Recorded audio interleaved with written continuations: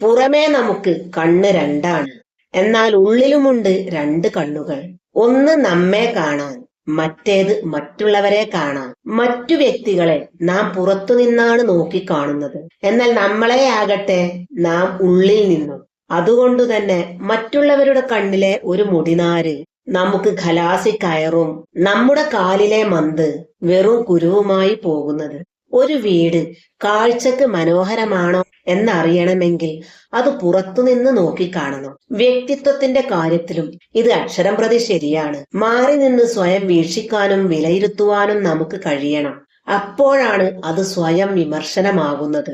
സ്വയം അറിയുന്നവർ മറ്റുള്ളവരെ അറിയാനും മനസ്സിലാക്കാനും കഴിയുകയുള്ളൂ. നാം ചെയ്യുന്നതെല്ലാം ശരി, മറ്റുള്ളവർ ചെയ്യുമ്പോഴോ അതെല്ലാം തെറ്റ്. ഇതാണ് നമ്മുടെ ഒരു ലയം. ഇതാണ് മാറേണ്ടതും, അല്ലെങ്കിൽ നാം മാറ്റേണ്ടതും.